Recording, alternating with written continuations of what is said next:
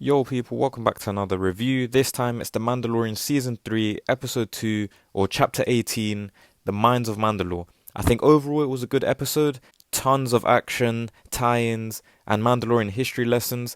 I'm not gonna lie, I had actually prepared for this episode to be a filler episode where we go around trying to find the missing piece to bring back IG-11, and it would be done in the Bad Batch way, but no, they went straight into Mandalore after Din Djarin managed to resolve the whole droid situation at the start of the episode when he went to visit his friend Peli Motto. So I'm actually going to start with the end because there was just so much happening. I didn't know where to go, so might as well go with the biggest part of the episode.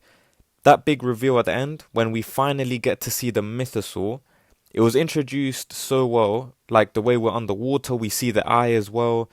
And at the end when Bo saves Din, even though she was wearing a helmet, you could just tell she was in shock. You could like almost see beyond the helmet. I think this will force Bo-Katan to be more rash now that she knows of its existence, and she'll try and gain the Darksaber in a more ruthless way. And I sense something snaky coming from her in order to get what she wants.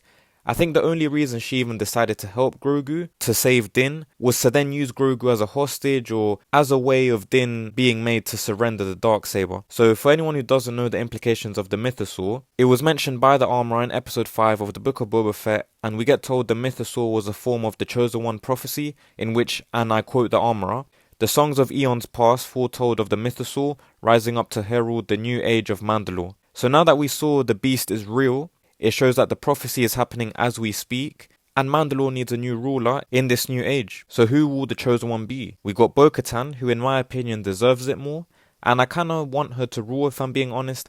I feel kind of bad for her because she knows everything about the culture, the history, she's literally royalty, and I think from this aspect she deserves it. She's had a watch as Darth Maul took over, and then she herself lost it to the Empire, and I think those losses have kind of triggered her. She's probably thinking now, she's always been good, and that's got her nowhere. So now she needs to be more ruthless, more aggressive, more serious. And to be honest, she was acting shady all episode, regardless of her saving Din Djarin twice. Grogu even suspects it if you go to the minute 33:57 on Disney+. Grogu makes like a weird sound after she decides to take Mando to the waters. And she even says, "What are you looking at?" to Grogu shortly after, which, I don't know, it sounded a bit rude, which kind of adds to the susness. And even before that, when Grogu landed Mando's ship, she thought Mando was obviously piloting the ship, but she says, "Let's get rid of him once and for all." So at this point, the shock would be if she didn't betray Din. Another candidate for the Chosen One, obviously Din Djarin, along with Grogu, who I think the script will end up choosing. Bo will still be salty because Din had never been to Mandalore before, he had never even tried that traditional meal, he can't even use the Darksaber properly at the moment. Again, in this episode he was just struggling and it was costing him the fight. He's just so out of touch with Mandalore and the culture and the history compared to Bo-Katan. I know it's because he's a foundling and I can see why she's salty, but Din is technically the ruler at the moment because he has the Darksaber, but he doesn't really know anything other than loyalty to his people, which is still a great attribute, but I don't know, I want him to learn more and kind of earn it more, if that makes sense. And last but not least, we got an outsider chance in Boba Fett. But I don't know, for me personally, I don't think he even cares about it, and after his performance in his own show, I don't want Goofy Fett and those Gen Z bikers anywhere near something as prestige and as serious as Mandalore. As for the rest of the episode, we had a lot of good moments, tie-ins, and I actually want to mention Grogu before anything else. That part where he managed to avoid being seen by that spider robot and then he tried to use the Force to save Din, and then he managed to escape from the entire cave and call Bo-Katan.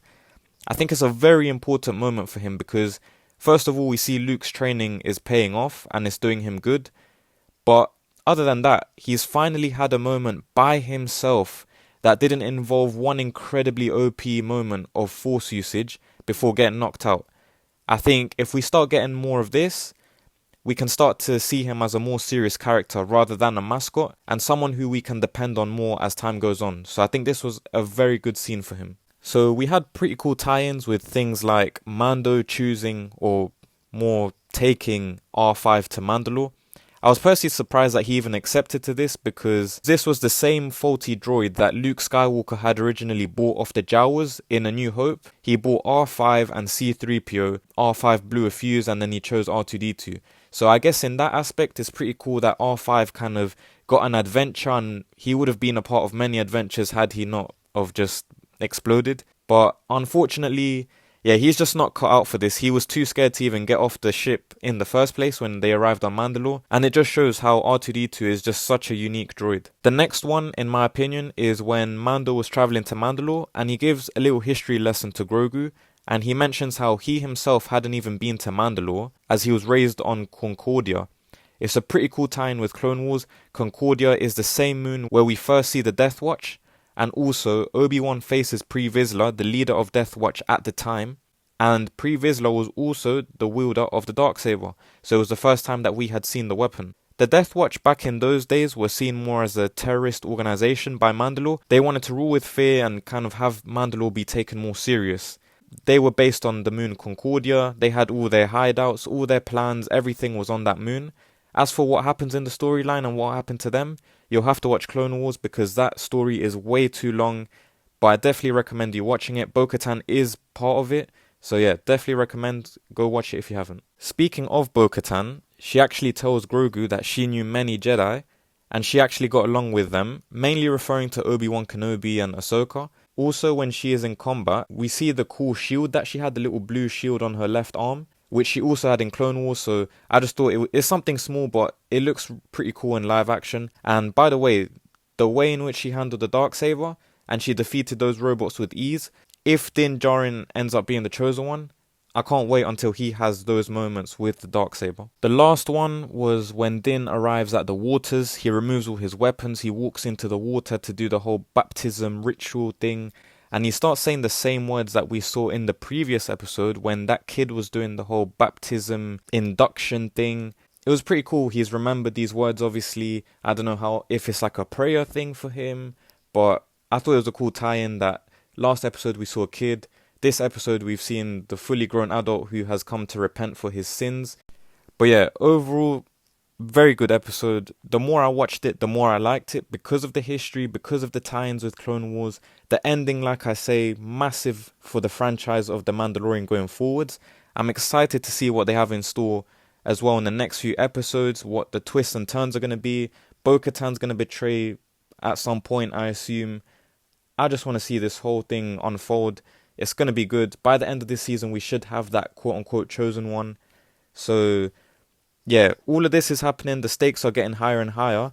And we haven't even seen the Empire side of this story. We don't know what Moff Gideon's up to, what the cloning situation has got up to. So yeah, this one is going to be a pretty big one. And I think this season is on track to look like the best season so far. But yeah, shout out to everyone that made it this far. I appreciate all the support. Don't forget to like, comment, subscribe. I will catch you in the next one. Have a great rest of your day.